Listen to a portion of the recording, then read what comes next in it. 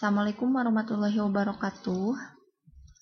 Di minggu sebelumnya, kita sudah membahas mengenai pengujian hipotesis.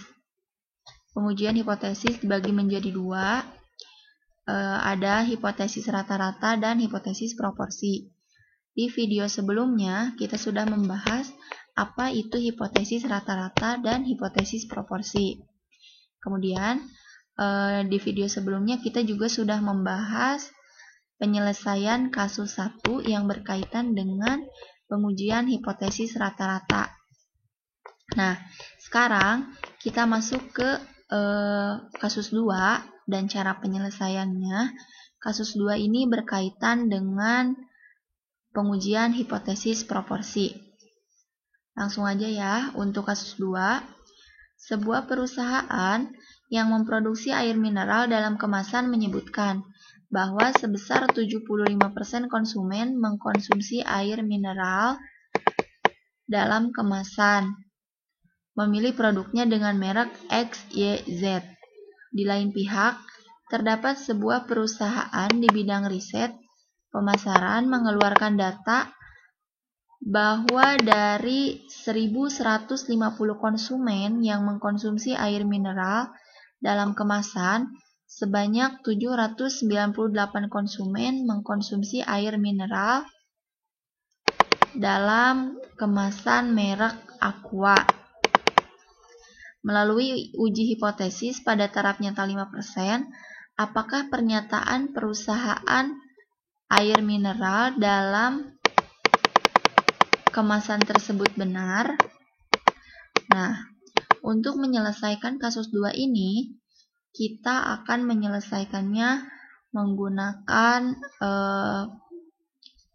pengujian hipotesis proporsi. Nah, sama seperti yang kemarin di kasus 1 ya. Jadi, untuk penyelesaian uji hipotesis proporsi ini, kita nyambung ke pembahasan di video sebelumnya. Gitu. Jadi, untuk kasus 2 ini, kita tentukan dulu identifikasi masalahnya. Nah, untuk identifikasi masalahnya dari kasus 2, apakah proporsi dari 1.150 konsumen yang mengkonsumsi air mineral merek Aqua sebanyak 75%?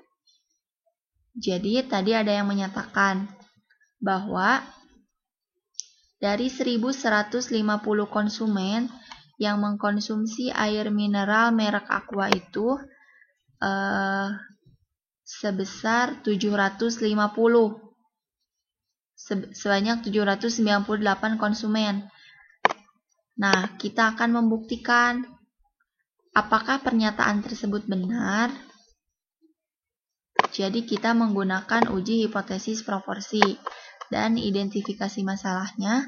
Apakah proporsi dari 1.150 konsumen yang mengkonsumsi air mineral merek Aqua sebanyak 75%?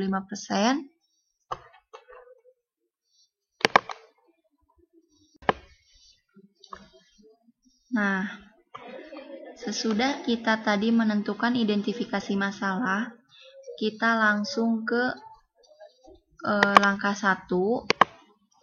Sesudah kita menentukan identifikasi masalahnya, kita lanjut ke langkah 1, penentuan hipotesis.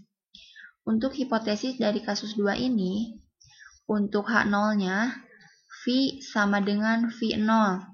Artinya bahwa 75% konsumen mengkonsumsi air mineral merek Aqua. Jadi, untuk mengisi H0 atau hipotesis yang 0 ini, kita menyatakan bahwa si 75% konsumen mengkonsumsi air mineral merek Aqua. Jadi pernyataan di pernyataan di soal kasus 2 yang menyatakan bahwa konsumen mengkonsumsi air mineral merek Aqua sebanyak 75% ini kita masukin di H0. Gitu. Nah, untuk H1-nya V tidak sama dengan V0. Artinya bahwa 75% konsumen tidak mengkonsumsi air mineral merek Aqua. Jadi kalau misalkan tadi di H0 kita masukinnya pendapat di soalnya, karena tadi kan di soalnya di kasusnya menyebutkan bahwa sebanyak 798 orang atau sebanyak 75%-nya konsumen mengkonsumsi air mineral merek Aqua. Nah, untuk H1-nya berarti ada pendapat yang bertolak belakang atau hipotesis yang bertolak belakang. Jadi untuk H1-nya, V tidak sama dengan V0.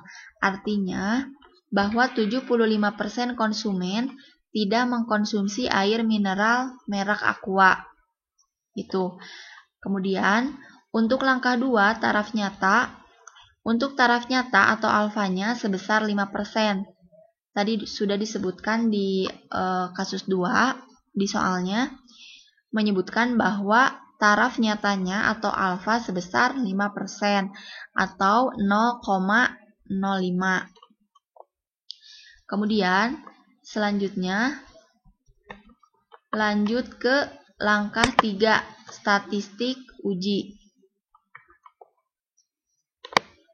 Untuk statistik uji, pertama kita mencari nilai Z hitung.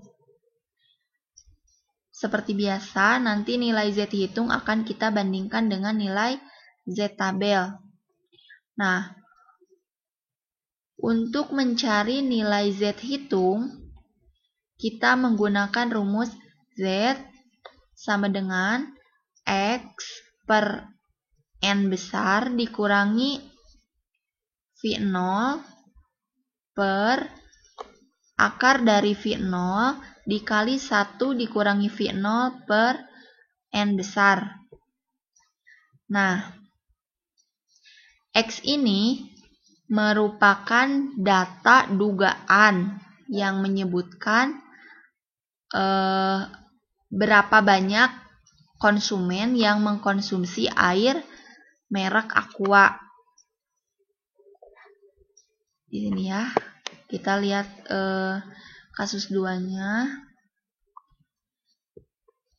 Di kasus 2, jadi di kasus 2 ini si risetnya mengeluarkan bahwa ada 1150 konsumen. Berarti yang 1150 ini merupakan populasi atau N besar. Nah, terus si perusahaan yang meriset ini juga menyatakan bahwa dari 1150 konsumen yang mengkonsumsi air mineral ini, sebanyak 798 konsumen mengkonsumsi air mineral merek Aqua. Jadi, yang 1150 ini merupakan populasi atau N besar, dan yang 798 ini merupakan X atau data X, data yang diduga oleh si riset di kasus ini. Gitu ya.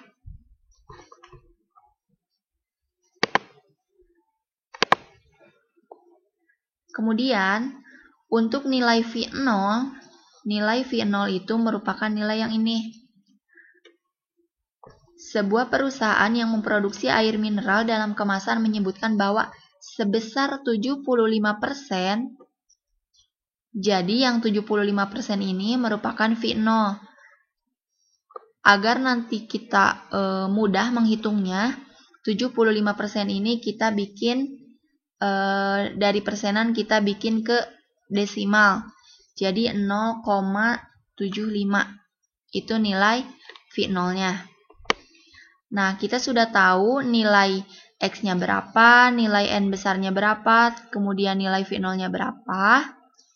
Lalu kita langsung hitung di Z hitung.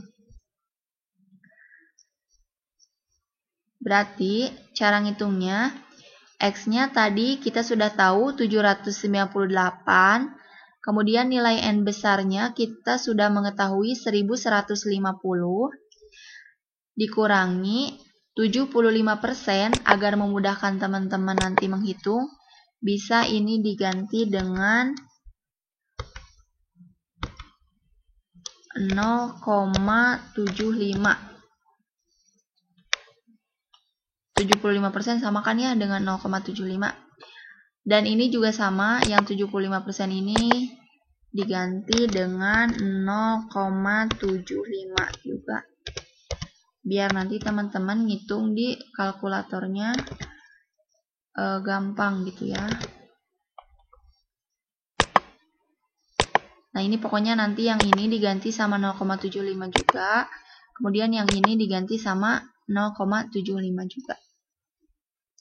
Nah, agar nanti teman-teman gampang hitungnya, jadi satu-satu di kalkulator hitungnya 798 dibagi 1150.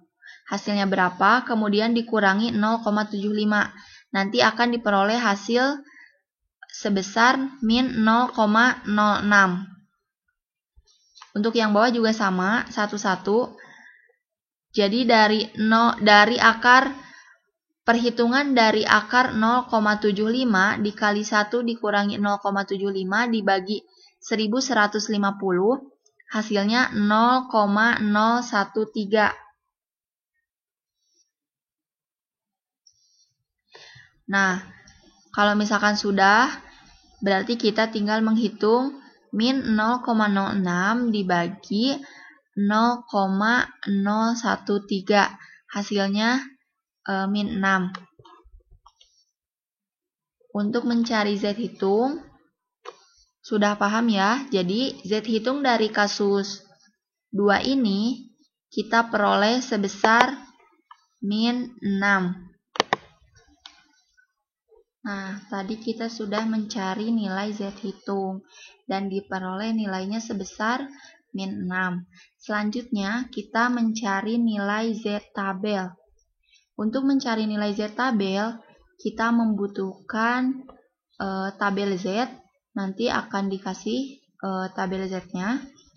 Nah, untuk mencari nilai Z tabel, kita menggunakan rumus 0,5.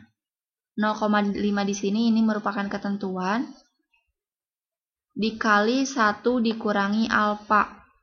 Alfanya yang 5% atau 0,05. 0,5 dikali 1 dikurangi 0,05. 0,5 dikali 0,95. 0,5 dikali 0,95 diperoleh 0,475. Nah, nilai 0,475 ini belum merupakan nilai hasil Z tabel.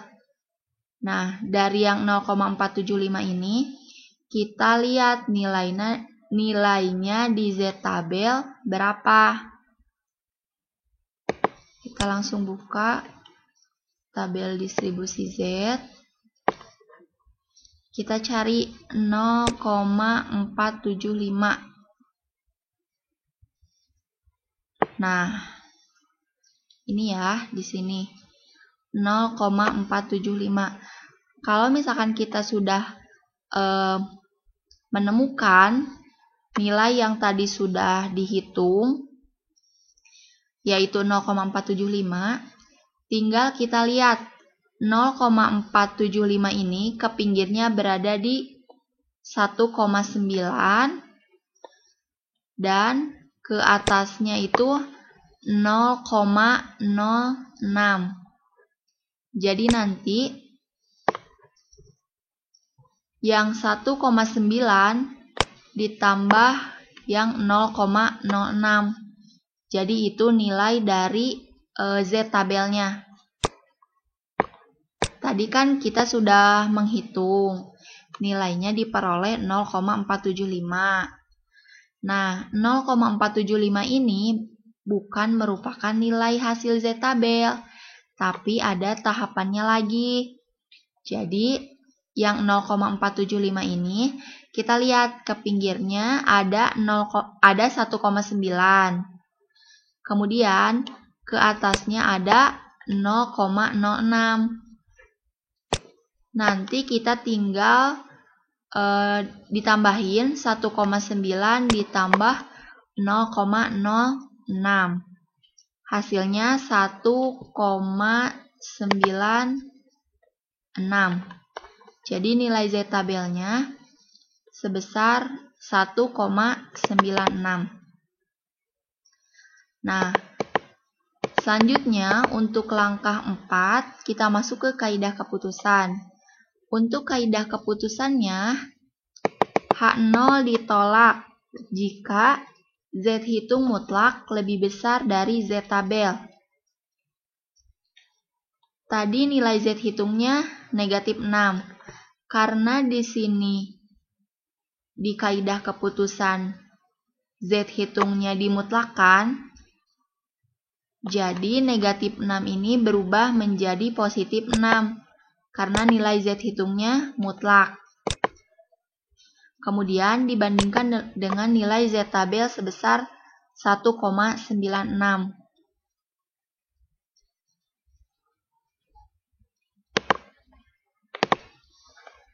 Nah, karena nilai Z hitung lebih besar dari Z tabel, yaitu Z hitungnya 6, Z hitung mutlaknya 6, Z tabelnya 1,96. Karena Z hitung mutlak lebih besar dari Z tabel, maka di keputusannya H0 ditolak. Jika H0 ditolak, maka untuk di kesimpulan yang dimasukinnya H1-nya. Karena jika H0 ditolak berarti yang diterima yang H1, berarti yang dimasukin di kesimpulan hipotesis 1 yang ini. Gitu ya. Nah, nanti sebelum kita ke keputusan dan ke kesimpulan, jadi di kaidah keputusan ini ada kurva kayak kemarin di hipotesis rata-rata. Karena kita di hipotesisnya masih menggunakan sama dengan, coba lihat ya hipotesisnya, V sama dengan V0, V tidak sama dengan V0. Kita di hipotesis masih menggunakan sama dengan, maka kurva untuk pengujian hipotesis proporsi masih dua arah. Jadi ada sisi kanan dan ada sisi kiri. Nah, sekarang kita uji apakah di kaidah keputusan dan di kurva hasilnya sama, H0 ditolak. Kita masukkan Z tabel di batas ini. Z tabel 1,96 ya, ini maaf. 1,96. Untuk ke kanan plus 1,96 dan untuk ke kiri min 1,96. Ini untuk Z tabel. Maaf ya, bukan T tabel, tapi Z tabel. Kemudian ini juga Z hitung. Ya. Jika kita sudah menentukan Z tabelnya di sini, kemudian kita tentukan Z hitungnya. Tadi Z hitungnya kan min 6. Tapi karena dimutlakan berarti jadi 6. 6 berada di kanan atau di kiri? Ya, 6 berada di kanan 1,96. Berarti karena Z hitungnya ini berada di sebelah kanan Z tabel yang 1,96 dan berada di daerah H0 ditolak, maka kurva kaidah keputusan dan kaidah keputusan yang di langkah 4 sama. Keputusannya H0 ditolak. Gitu. Karena H0 ditolak, berarti yang diterimanya yang H1. Berarti yang ditulis di kesimpulan itu hipotesis H1.